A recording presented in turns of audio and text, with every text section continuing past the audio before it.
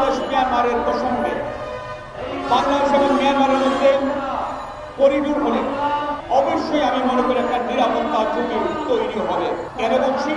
সেখানকার Arakan army Myanmar সরকারের বিরুদ্ধে যুদ্ধ করছে, আপনারা জানেন। এখন মিয়ানমার সরকার যদি মনে করে যারা এই করিডোরের কারণে সেখানকার আরাকান আর্মিরা লাভবান হচ্ছে, তখন কি তারা বসে থাকবে? নিশ্চয় না। তখন সমস্যাটা তৈরি হবে।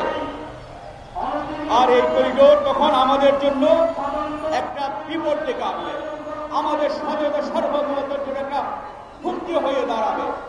আরেকটা বিষয় খেয়াল করুন, সেখান থেকে যেভাবে রোহিঙ্গাদেরকে বাংলাদেশে পাঠানো হচ্ছে, এক সময় সেখানে রোহিঙ্গা মেরে সব এদিকে পুশ করার চেষ্টা করা হবে।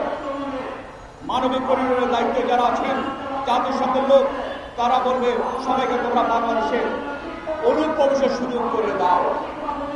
আর কত মিয়ানমারের লোককে আমরা জায়গা দেব?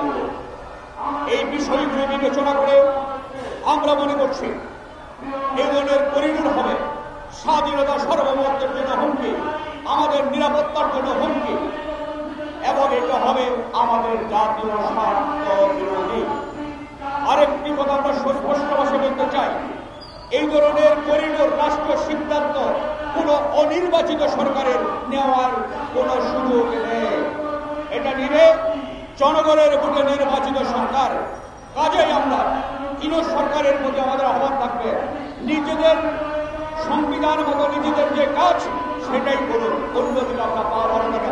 আপনার কাজ তো সবার আগে নির্বাচন দেওয়া, আপনি সেখানে করে নানা ধরনের কাজের মধ্যে ব্যস্ত হচ্ছেন করা, এটা আমরা ভালোভাবে নিচ্ছি না। আমরা ইউনিট সরকারে বলবো অবিলম্বে বাংলাদেশের জনগণকে ধারণ করে, জনগণকে সম্মান ধারণ করে নির্বাচনের একটা রোড ম্যাপ তৈরি করুন।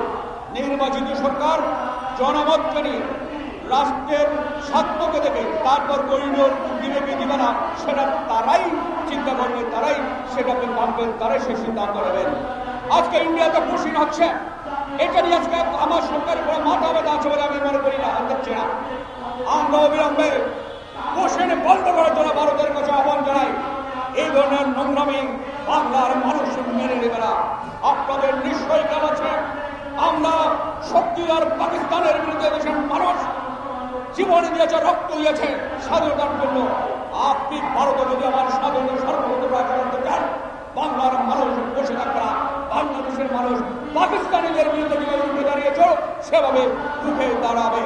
আমি সরকারকে অবিলম্বে ভারতকে চাপ সৃষ্টির জন্য, বাধ্য করার জন্য বলবো যাতে পুশিন তারা বন্ধ করে। সবশেষ স্বাধীনতা সার্বভৌমত্বের প্রশ্নে বাংলাদেশের মানুষ কখনো আপোষ করেনি। আমার দৃঢ় বিশ্বাস আগামীতে বাংলাদেশের মানুষ আপোষ করবে না। আমরা সংখ্যায় কম হাজার বেশি প্রত্যেকের অবস্থান থেকে আমরা শপথ নিয়ে আজকের এই দিনে আমরা আমাদের স্বাধীনতা সার্বভৌমত্বের প্রশ্নে কোনো ছাড় দেব না। সেটা পরাশক্তি ভারত নাকি আমেরিকা নাকি রাশিয়া নাকি চীন, সেটা আমরা দেখব না। আমাদের কাছে সবচেয়ে বড় হচ্ছে আমাদের দেশ, মাতৃকা এবং এদেশের জনগণ। আপনাদের সবাইকে অগণন ধন্যবাদ।